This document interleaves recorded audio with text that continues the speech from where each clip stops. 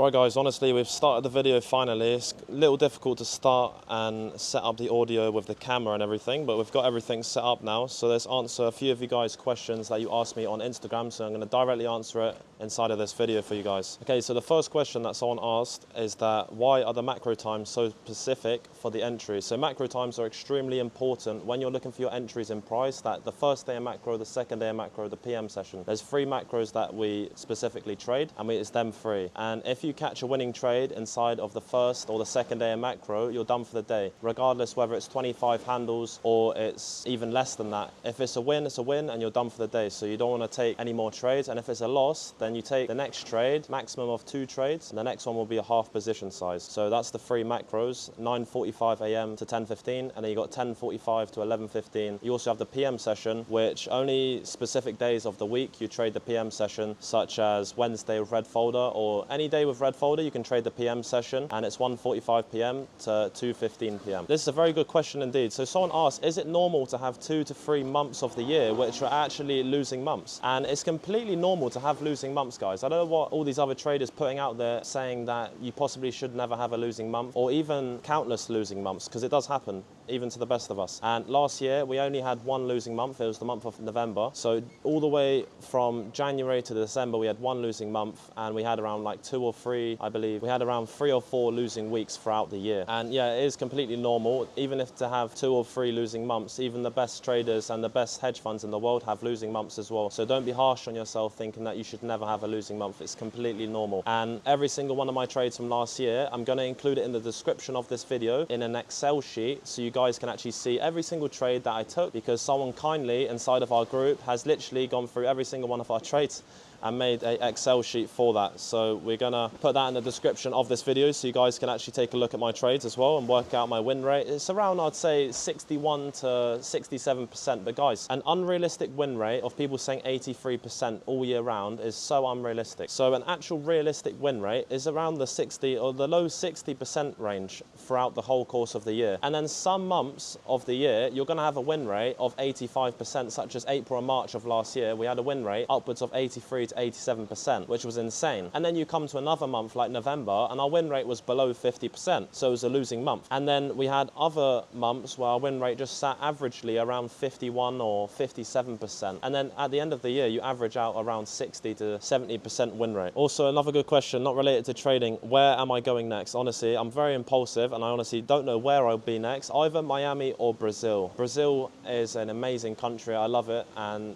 you can never get enough of Brazil. Miami is one of them places that I always find myself going back to, because it's full of everything that you need. If you want to do a podcast, they have the best podcast studios. If you want to eat clean and go to the gym, they have the best gyms. So Miami seems to hit the nail on the head for almost everything in that aspect. So that's why I always go back to Miami. It's the #1 spot for everything. But Brazil, I love it. The women there, crazy, and there's nowhere like it in the world. This is another very good question here as well. How do you trade multiple accounts at the same time? So I'm not sure if you guys have seen, but there's 1 monitor on the right, there's 1 monitor on the left, and I also run my laptop in the middle. And I split the laptop into 2. So on the right hand side of the screen I have Apex, on the left hand side I'll have Top Step, and that's how I trade my Apex and Top Step accounts. I have Tradeovate and Top Step X for Top Step, because I don't like Tradeovate on normal Top Step, because they actually, when you get funded, they're going to limit you to the amount of contracts you can actually trade. Top Step X, you're not going to have any limits on the amount of contracts you can trade, so I highly recommend Top Step X and Apex using Tradeovate. And I split the screen into 2, and when I execute 1 300k Apex on the live stream, and then I execute my other accounts on my laptop, and then I run the Discord on the other monitor as well. So group trading using Tradeovate is the way to go, and that's how you group all of your accounts together. Are you going to be staying in Thailand for a long time, as I'm also in Thailand also? I'd love to link up with you guys, and I think it would be a great idea to, I've mentioned it in the past before, but I'm going to rent a whole 80-foot yacht in Miami, get all you guys out here and meet all of you guys, have cigars, drinks, we get some bitches on the boat as well, so everything, it'll be great. Yeah, I'd love to meet all of you guys, and I'm going to be out in Thailand. Honestly, I think I quite like it. The weather's perfect, and I've secured an apartment on a lease for quite a long time until the rainy season, so it could be here for maybe 4 months. I'm flying Singapore in 3 weeks because I need to purchase another Rolex. My brother over in Singapore has sorted me a good deal, and I'm going to go pick up the Rolex. I have a collection of Rolexes in Dubai, and I like to just stack them up over time as I get payouts and income from other various businesses. I like to stack it up as much as possible. Also, investing in property in the short term, where I'll be buying a condo in Miami, and I'm going to start a rental business where obviously I do up the apartments and do almost a buy, refurbish, rent, so on and so forth over in Miami. So that'll be good as well. I'm looking forward to getting into property over in Miami too. The only problem with property in Miami and Florida in general at the moment is, as you guys know, the insurance has gone through the roof with all the hurricanes and everything. But I mean, insurance has gone through the roof everywhere these days. Like, who these days doesn't have low insurance? What is your longest losing streak ever, and what's your longest winning streak? So I'm actually going to put it up on the screen in this video. And our longest losing streak, I believe, was in November.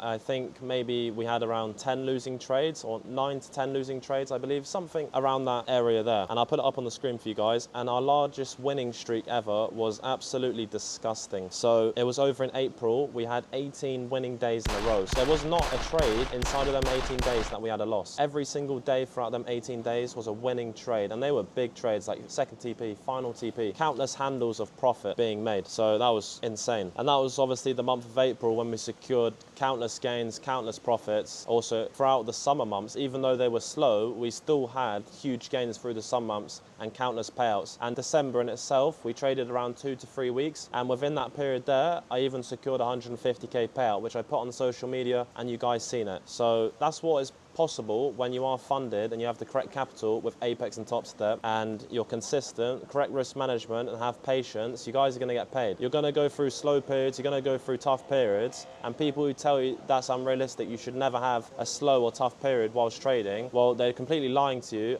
and they're just lying to themselves, because they have tough periods themselves and they just don't want to tell you. Is the silver bullet the only strategy you use? So that's the overall name for it, silver bullet, that's what they call it. But the strategy I actually trade is the unicorn model paired with the power of 3 inside of macro. So those 3 combined is an A+ setup. Power of 3, unicorn model, and inside of macro. And the unicorn model is when price is in a premium, takes out the short-term high, and then you get a clean displacement lower with a fair value gap paired with a bearish breaker, or let's say a bullish breaker if you're looking for longs in that example, and that would be your unicorn model. So a fair value gap paired with a breaker after that short-term low has been swept, preferably in a discount, clean draw liquidity, let's say London highs. What is the power of 3? So the power of 3 is accumulation, manipulation, and distribution. Where do you make the money? You make the money in the distribution phase. That's where you make the money, and this usually occurs at the New York Open. So you have accumulation at New York Open, a Judas swing at 9:30, where price would swing below London lows and take it out. And let's say it created that short-term low below London lows. You look for that to get taken out. A displacement higher with the consecutive red candles. Your breaker block would be the short-term high of the body of that candle, the last green candle which was there. That would be your breaker block for your unicorn model paired with the power of 3. So I hope you guys kind of understand that. Also, we do trade breakdowns on this YouTube channel all the time, so check it out as well. What risk management would I use for a 100k funded account? So a 100k funded account ultimately depends on your drawdown. Let's say you have a 2 or 3k drawdown on that account. I wouldn't be risking more than around 12 micros per trade. And considering your drawdown is okay, I use the 75% rule on funded accounts. If your drawdown ever goes below 75% of what you originally had as a drawdown, then you need to half your position size. You stay at half position size until you get back to where your drawdown is above 75% of the original drawdown. So say $1,000. If it gets below 750 drawdown, then you're staying at half until you get back above 750. You're back above 750, you stay at full until you go back below 750, which you shouldn't, but it can happen. And then that's how you use the correct risk management on funded accounts. How do you submit payouts without losing the account straight after? So that's actually a really good question. I talk about this all of the time. So when you submit a payout with either Top Step, Apex, or whatever prop firm you are with, you need to make sure, also the same again, 75% rule. You leave 75% of the original drawdown on the account as a bare minimum, preferably 100%. So if your drawdown's 2k on the account initially, then you want to make sure that you have 2k on your account left after you've submit a withdrawal from your prop firm. So if your drawdown's 2k on a 50k account, after you submit the withdrawal on the 50k, you must have 52,000 in your 50k account after your withdrawal in order to be safe. And guys, you've got to think about longevity with these prop firm accounts. Instead of thinking, oh, little cash grab, let's get the money now in the bank so I can show people how much money I've made. That's not the way to go, and that is how you lose all of your capital and go back to square one with a little 2K payout or a little 5K payout. Within a few weeks, I spend that in a day. So I don't know what it's like for you guys, but possibly you spend that in a day as well. So it's like, guys, think about longevity with these funded accounts. So another good question here. How long have I been trading for? So I've actually been trading since the age of around 15 years old. And you may think that's crazy, right? A lot of people start trading maybe in their 20s, 25, even 30 years old, people start trading. I've been trading since I was 15. I've been obsessed about making money and finding opportunity in the market. And no way have I been profitable all of that time. That's unrealistic. I've only been profitable for the last 2 to 3 years, in fact. And I studied ICT originally in 2021. That's when I started. And I started with the Market Maker series and the 2022 mentorship. And I studied various models about ICT as well on top. And when I first approached trading, I was trading trend lines, I was trading indicators, I was trading every single concept, supply and demand. I was trading everything that you could ever think of, and nothing was working. I wasn't making any money. And I was at the point of fact I've tried other businesses outside of trading. I've tried drop shipping, so many other businesses, and nothing was working. And then finally I came across ICT and it all started to click. I was like, this is like the gold dust of trading. This is what actually makes sense now. I was like, all the other stuff wasn't making sense. And now I've actually studied ICT. It fully makes sense to me. And that's why I really started to study ICT in and out. And then when I got to the point of my first payout, that's when I realized it was actually possible. Because after that first payout, I literally thought I thought I could literally do that again and again and again. And that's where a few of my rules went out the window, as I've mentioned in another podcast before. And then after about 4 months after that payout, I was basically unprofitable for 4 months after that payout because I was countlessly over leveraging. I was using the incorrect risk management and everything. All of my rules were out of the window. I was trading outside a macro. And that's why it's very important to not get complacent. When you do get paid out, guys, do not think that you're better than the market. Do not think you're better than other people. You need to make sure that you stick to the rules that got you to the first payout initially in order to get to the second, because nothing changes for you to get to the first and the second. It's the same robotic set of rules. Someone asked, where am I from? I haven't actually mentioned this before, I don't think, on YouTube. I don't think you guys probably know, but I'm from a town called Bournemouth in the UK. It's an absolute shithole. I don't recommend you go. We have about 1 to 2 sunny days of the year. That's it. And very miserable place. There's not much to do. London's okay. There's a few things to do in London, but otherwise your phone will get robbed and you'll get stabbed. So I don't recommend the whole of the UK. It's an utter shithole. So stay away from it, in my opinion, unless you're going to go watch the football for the weekend. If you're going to watch the football, great. After you watch the football, fly out, get to Heathrow ASAP, fly straight out. It's not a place that you want to be. But yeah, I'm from Bournemouth and I don't really support Bournemouth football team too much. I'm a Liverpool fan, but at the same time, I kind of have a heart there for Bournemouth, supporting some of their games as well, but I'm a Liverpool fan deep down. What was the last piece of advice or video that you watched where everything clicked? So honestly, everything started to click when I stopped trying to watch that next video. When I stopped trying to find the next model, because I was bouncing from model to model quite regularly. And I don't know if you guys actually find that yourselves, that you're bouncing from model to model all of the time. Well, that's where it clicked for me. So I stopped bouncing from model to model. I stuck with the unicorn model with the power of 3, and I looked for a clean sweep of liquidity on the higher time frame. So prior to the New York Open, I understand where price is going to draw for the next 4-hour candle. You don't have to be correct 100% of the time, but you need to understand on the higher time frame, where is price likely to draw to? Is it likely to draw to this 4-hour bearish gap resting above? So possibly we're going to see a move higher before we see a move lower. So is price going to draw towards London highs, tap into the 4-hour bearish, and that could be the move you capitalize off, even though you know price is going to come back towards sell side after we've got to this level, but you can still make money off the initial move towards London highs and that 4-hour bearish gap. But the point where it initially clicked for me is when I stopped overcomplicating it, guys, and I just started trading for myself, started trading my model, and I stuck to my model, and I simplified it to the point of only 3 macros as well, because I was trading London,